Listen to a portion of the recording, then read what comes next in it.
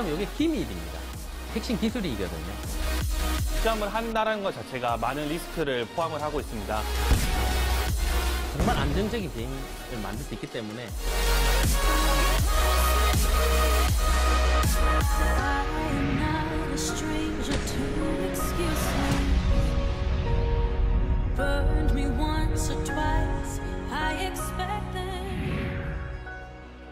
저는 HQS 파트 소프트웨어 개발팀에서 근무하고 있는 문대환 선임연구원입니다.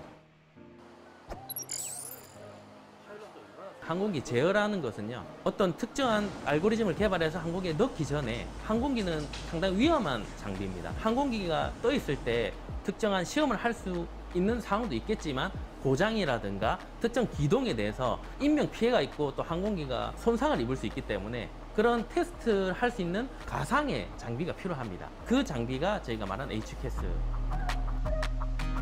초기 디자인을 저희 선배님께서 이제 전체적인 아키텍처를 만드시고요.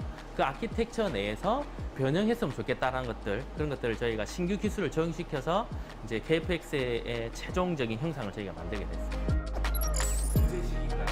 이제 자료 자체가 워낙 찾아보듯이 이렇게 많지 않기 때문에 어떻게 보면 도제식이 될 수밖에 없는 상황인 거죠.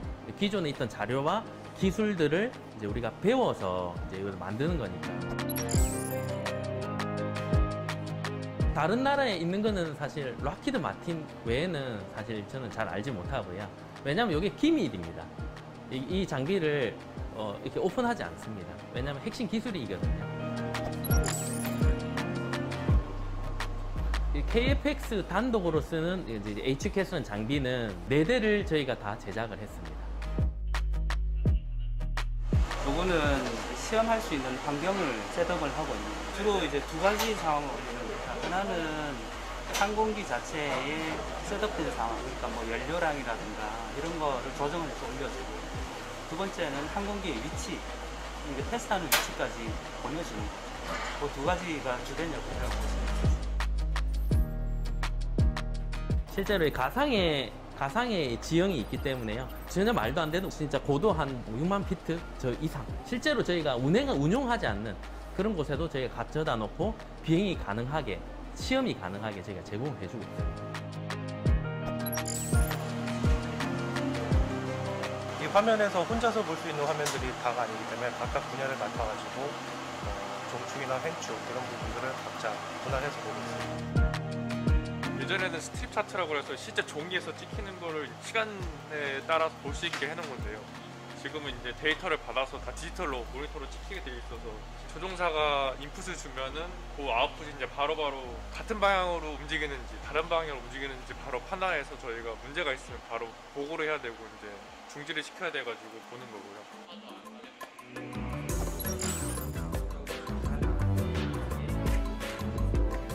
꼭 그런 건 아닌데 기본적으로 저희가 제어 법칙이라는 하는 컴퓨터 안에 내부에 있는 그 로직이 기본적으로 이제 항공기 자세를 재현을 하고 있습니다.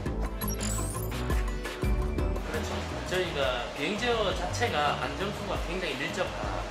만약에 잘못 만들어지거나 결함이 있게 되면 당연히 비행기에 추락하거나 비행기에 정말 크리티컬한 발생시키기 때문에 저희가 이런 테스트를 많이 합니다. 실제적으로 그런 동작도 테스트 케이스 안에 들어가 있습니다.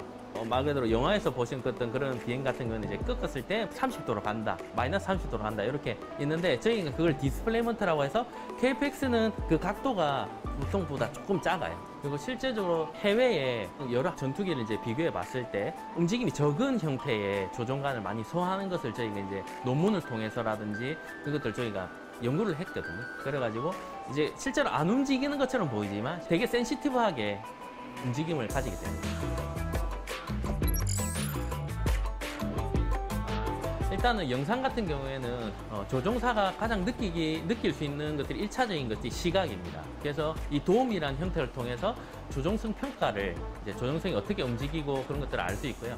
뒤에 있던 그런 라인들 같은 경우에는 그걸 도와주는 용도이기 때문에 뭐가 중요하다, 뭐 중요하지 않다라 얘기하기는 좀 힘드네요. 전부 다 중요합니다.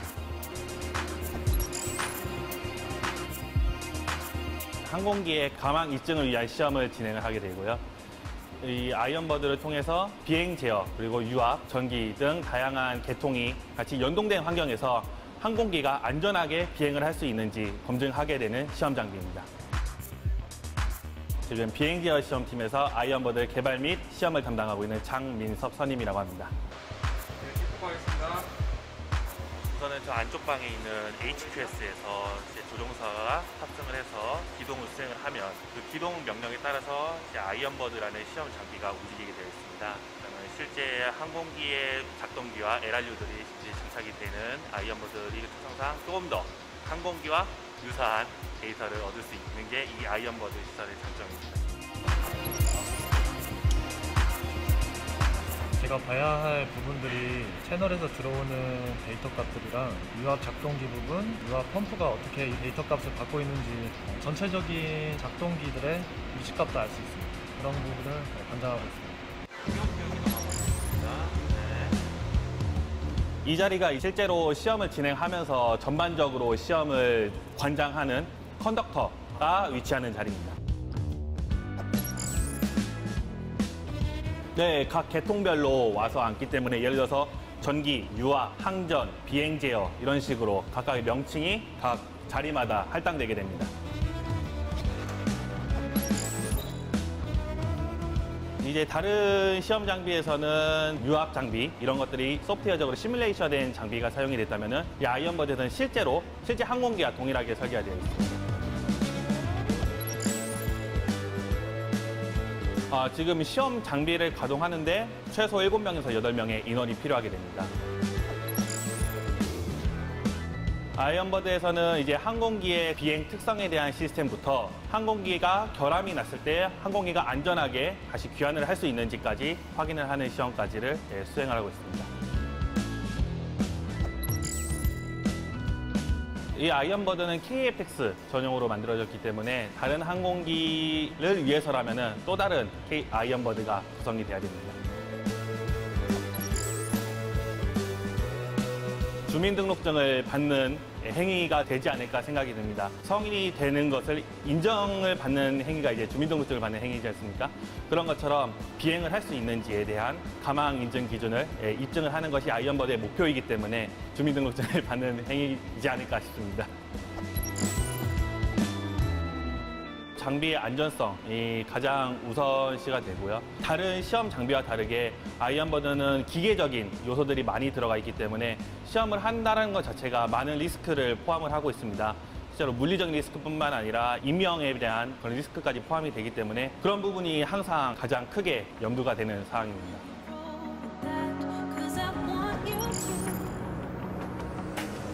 엄청 뿌듯합니다. 예. 모두가 의문점으로 물음표로 시작을 했는데 이제 정말 느낌표를 찍는 단계까지 왔다라는 생각에 정말 가슴이 벅차오르고요. 근데 앞으로 저희가 갈 길은 훨씬 더 험난한 길들이 남아 있습니다. 각종 시험들, 초도비행, 그 양산까지 앞으로 험난한 과정들이 많이 남아 있지만 지금까지 저희가 노력해서 잘 해왔고 앞으로도 잘 해낼 거라 믿어 싶지 않습니다.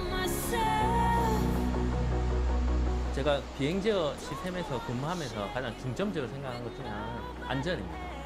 해외 많은 사례도 보면 아시겠지만 아무리 최첨단 항공기라도 결함을 가지게 마련이거든요. 특히 비행 제어 같은 경우에는 더욱이 더 중요하고요. 그래서 비행 제어 시스템을 개발했을 때 얼만큼 테스트하냐에 따라서 결함도가 좌우되거든요. 그 비행 제어 시스템을 그 개발을 통해서 나중에 초도 비행 때 정말 안정적인 비행을 만들 수 있기 때문에 저는 안전이 저에게는 가장 키워드인 것 같아요. 중요한 키워드입니다.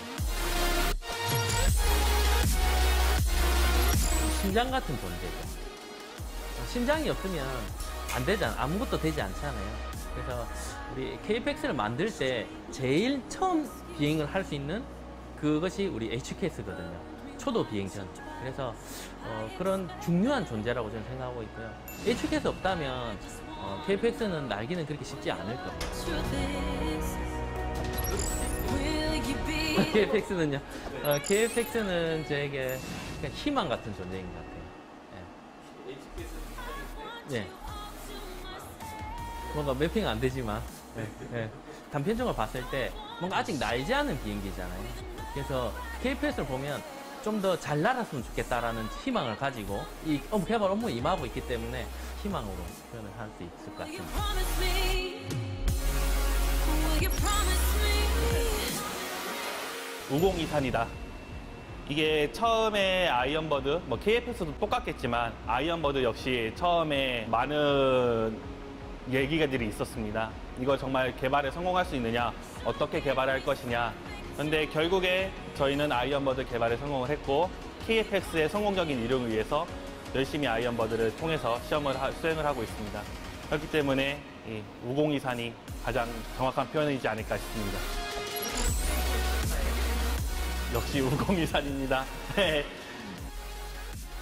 정말 많은 어려움이 많았던 걸로 알고 있습니다.